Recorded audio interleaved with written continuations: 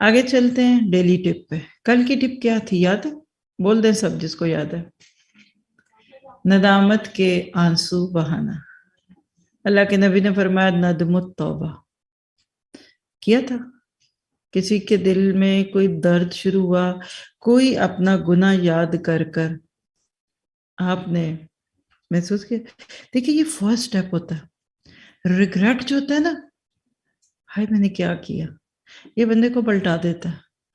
گڑبڑ وہاں ہوتی ہے جہاں ہم گناہ بھی کریں اور ہضم کر جائیں اور کیا کہتے ہیں، میں نے کیا کیا، میں نے تو کچھ نہیں کیا.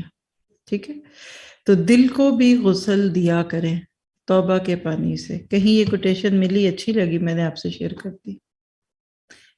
ہمارا دل گندا ہو جاتا ہے. یہ جو گناہ ہے نا، اور اسپیشلی یہ جو آج کل پڑھ رہے ہیں ہم، میرے دل میں بڑا درد ہے آپ میں سے ان لوگوں کے لیے جن کے لیے یہ معلومات بہت ہی فرسٹ ٹائم ایکسپیرینس ہے. کیونکہ ہم تو اس کو لائف سٹائل کہتے تھے، ہم تو اس کو رسمیں کہتے ہیں، ہم تو اس کو خوشیاں کہتے ہیں، ہم تو ٹکٹیں کٹا کٹا کر جاتے ہیں ان ناموں پہ. کبھی لغویات کو دیکھیے تو زندگی فن کا نام بن گئی. اور کلچر ایک جیسا ہوتا ہے نا، جیسے ہم انڈو پاک کلچر والے آلموسٹ ایک جیسا ہی جیتے ہیں. 19-20 کا فرق ہوگا. کراچی کے لوگوں کی رسمیں یا ان کی شادی بیاہ یا ان کی مہندی، ابٹن، کرتا ٹوپی، دن رکھنے پنجاب والوں سے 19-20 کے فرق ہوں گے. اسی طرح بلوچستان والوں کے پشاور والوں سے فرق ہوں گے نا، لیکن اوور آل ہم سب ایک ہی جیسے ہیں. اسی طرح عرب چاہے مصر کے ہوں، جارڈن کے ہوں، قطر کے ہوں، کہہ لیں کہ اور شہروں کے ملکوں کے ہوں، 19-20 کا فرق ہوگا.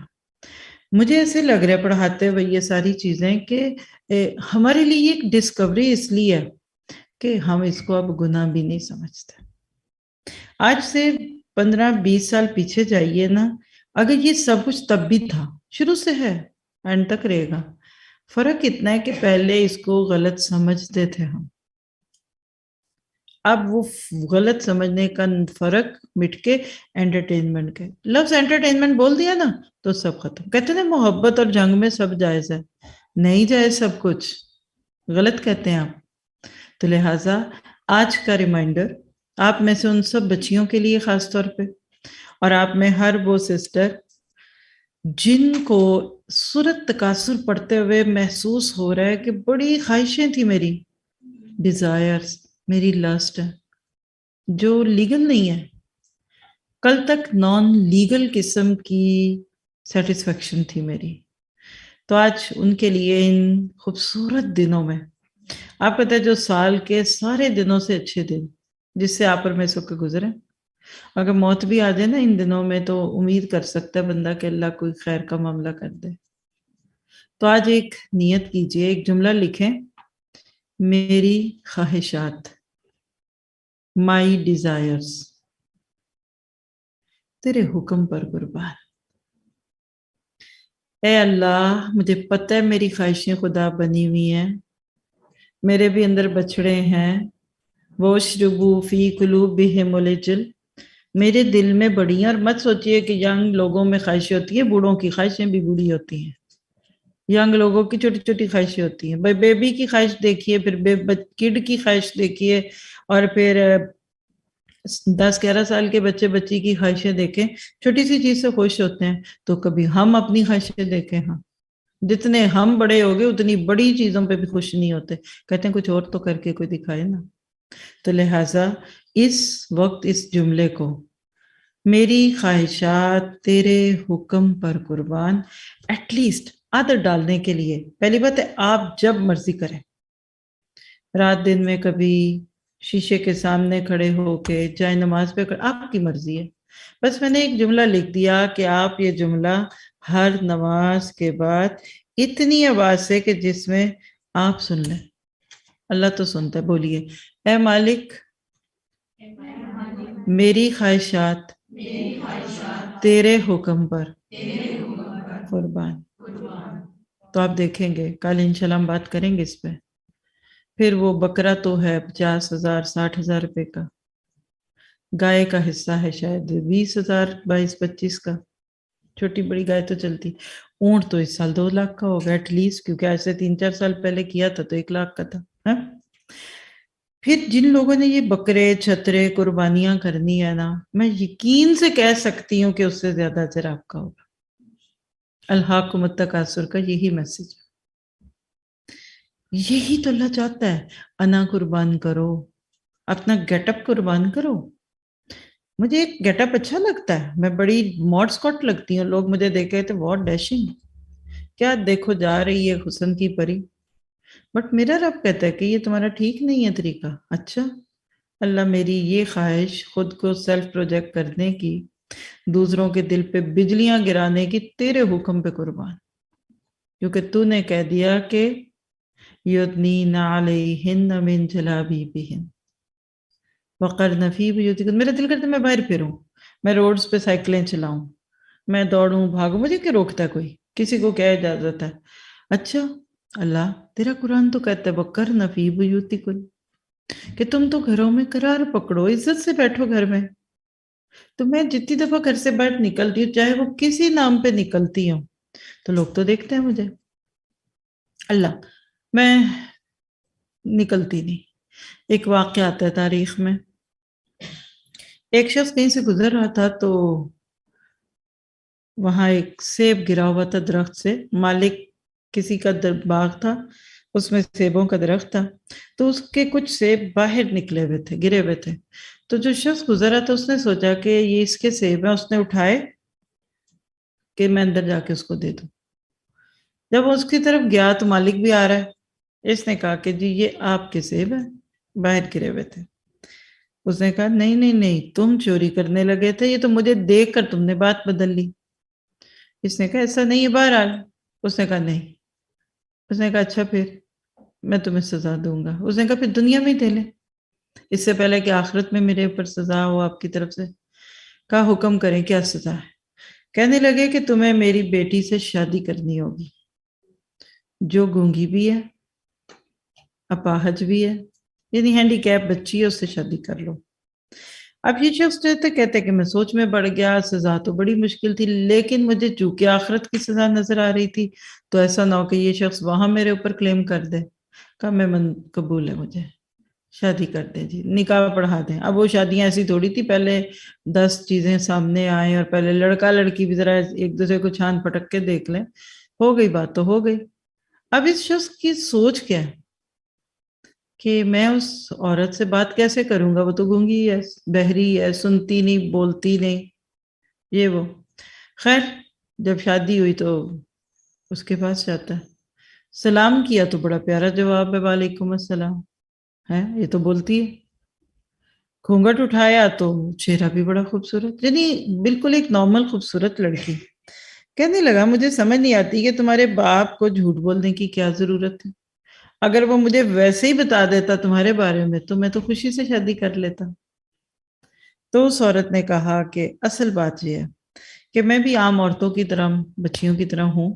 میں نے جب قرآن کو پڑھا تو قرآن میں ایک آیت پڑھی، ما یلفظ من قول الا لدیہ رقیب عتید، سورۃ قاف کی آیت ہے 26ویں پارے میں، کہ تمہاری زبان سے جو لفظ بھی نکلتا ہے نا، اس کو لکھنے والا فرشتہ فوراً لکھ لیتا ہے. کہنے لگی میں اتنا ڈر گئی کہ میں نے ایکسٹرا بولنا ہی چھوڑ دیا کہ خام خواہ پتہ نہیں فرشتہ کیا لکھے گا. جب میں نے بولنا چھوڑ دیا، کم کیا، تو میرے گھر والوں نے مجھے کہنا شروع کر دیا تو گونگی ہو گئی ہے، بولتی نہیں. چلے پھر کیا ہوا، جب میں نے قرآن میں سے سورۃ الاحزاب میں آیت پڑھی وقرن فی بیوتکن، کہ عورتوں تم اپنے گھروں میں قرار پکڑو، اور اگر نکلو بھی تو ولا تبرجن تبرج الجاہلیت الاولی، دور جاہلیت جیسی بناؤ سنگھار کر کے. دیکھیں نا اپنے ڈالرز اور کرون اور پاؤنڈ تو آپ لاکرز میں رکھیں کہ چور نہ آ جائے. سونا چاندی تو آپ کا کہیں بڑی دور کسی جگہ پڑا کہ شادیوں پہ بھی نہیں نکلوائیں کہ چھوڑو چوری نہ آ جائے، نکلی پہن لیتے ہیں. تو تمہاری بیٹیاں، تمہارا حسن سڑکوں پہ پھر رہا، کبھی سوچا آپ نے؟ میں نے پہلے دور میں لوگ کہتے تھے بیٹی کو اکیلے گھر میں نہیں چھوڑنا، بیٹی اکیلی ہے. نہیں نہیں میں گھر جاؤں، میری بیٹی اکیلی ہے. آج بھی کچھ لوگ کہتے ہیں. میں یہ سوچتی ہوں کہ گھر میں ماشاءاللہ سیکیورٹی الارم بھی ہیں, چابیاں تالے لگے ہوئے ہیں, اور ان باہر کے ملکوں میں اللہ کا شکر ہے کہ کوئی جاتا نہیں, کوئی چوری چکاری کا ایشو نہیں ہے. کیا گھر بیٹھی اکیلی بیٹی آپ کی زیادہ غیر محفوظ ہے یا وہ جو صبح اٹھ کر باہر جاتی ہے اور شام کو گھر آتی ہے؟ سیدھی سی بات ہے. آپ کا سونا چاندی اگر اندر الماری میں لاکڈ ہے تو زیادہ سیکیور ہے نا کھلا چھوڑنے سے. تو باہر بھیجتے ہوئے سارا دن باہر جس رنگ روپ میں بھی کوئی جائے ادھر خطرہ ہے عزت کو, آپ کو پتہ بھی نہیں لگنا, اس کو بھی نہیں بیچاری کو پتا ہونا. وہ خراب نہیں ہے لیکن باہر بھیڑی ہے, وہاں گندی حوث بھری نظریں ہیں. تو کہیے میری خواہشات تیرے حکم پر قربان. اے اللہ میں اپنے آپ کو خوب سجا سنوار کر شادی میں بھیجوں, میں باہر جاؤں, میری یہ خواہش ہے کیونکہ میں اچھی لگوں گی لوگوں کو بھی. بٹ تیرا حکم پتہ چل گیا, لا تبرجنا تبرج لا تبرجنا تبرج الجاہلیت الاولی.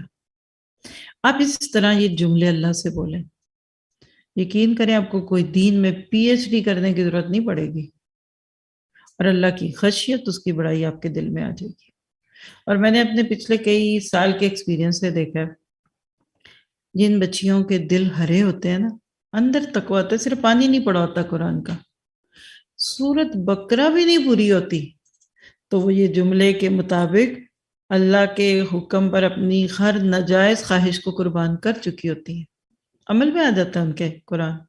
وہ یہ نہیں کہتے اچھا ابھی تو سورت نساء میں باتیں آئی ہیں, اچھا ابھی تو سورت الاعراف ہے, اچھا ابھی سورت نور بھی تو پڑھنی ہے نا, اچھا نہیں میں سورت الاحزاب تک جاتے ہوئے 22ویں 23ویں پارے تک ویٹ کروں گی, پھر میں پردہ کروں گی. 5ویں پارے سے پہلے کر لیتی ہیں, کیونکہ جب آپ کو اپنے مالک کی یہ بڑائیاں جو ابھی بھی ہم نے سیکھی ہیں کہ اللہم انت السلام ومنک السلام تبارکتا یا ذا الجلال والاکرام, اس کے بعد بندہ ڈھہ نہیں پڑتا. کیسے کھڑی رہوں میں اللہ کے حکم کے خلاف؟ ربنا ولک الحمد حمدن کثیرن طیبا مبارکن فی, کتنی دفعہ پڑھنا تھا, کیسے پڑھنا تھا, ذرا یہ میرے مخارج سن لیں, یہ جو میں دعائیں مانگ رہی ہوں. ٹھیک ہے, آپ میں سے بھی کچھ لوگ اس طرح سیکھ رہے ہیں نا دعائیں, مجھے بھی بھیجتے ہیں. میں آپ سب کو ایک اس کا اچھا سا طریقہ بتاتی ہوں کہ آپ یہ دعائیں چھوٹی چھوٹی یاد کریں, پھر اس کے بعد یوٹیوب پہ تب سیو ہو گیا نا آپ کے لیے. اس دفعہ ہم اس پوری سیریز کو کٹوا بھی رہے ہیں, یعنی ہم 3 چیزیں کرتے ہیں نا, ایک ذکر, ایک دعا, ایک ریمائنڈر, اور پھر مین صورت ہے. تو ایک لیکچر ڈیلی آپ کو ادھر لائیو جا رہا ہے, اس کے بعد آپ کو اپنی نور القرآن ٹی وی کی پلے لسٹ پہ چھوٹے لیکچرز بھی دکھیں گے جس میں ڈیلی ریمائنڈر الگ کر دیا جاتا ہے, وہ تاکہ آپ جس کو مرضی بھیجیے, کوئی ایک ریمائنڈر سن لے, کوئی کچھ. تو آپ دیکھیں گے کہ جب آپ یہ چیزیں یاد کریں نا تو اس سے کھول کر پھر سن لیجیے, تو انشاءاللہ اصلاح ہوتی رہے گی. ٹھیک ہے, آپ کی تجویز, آپ کی یہاں تو ویسے بھی دعائیں ہوتی ہیں. تو کس کس کو یہ ریمائنڈر سمجھ آ گیا؟ چپکے سے, نہ ماں کو کہیے, نہ باپ کو کہیے, نہ بھائی کو کہیے, نہ بہن کو کہیے, بس چپکے سے. اور ایک بات کر کے آگے لے جاتی ہوں, اگر آپ کو اللہ تعالیٰ سے باتیں کرنا آ گیا تو آپ اللہ کی ولیہ بننے والی ہیں. ہمارے ہاں پتہ نہیں کیا کیا کانسیپٹ ہیں, تو جس کو اللہ سے بات کرنا اچھا لگا وہ بچ گیا. کیا آپ سارے مل کر یہ جملہ 3 دفعہ دہرانا چاہتے ہیں؟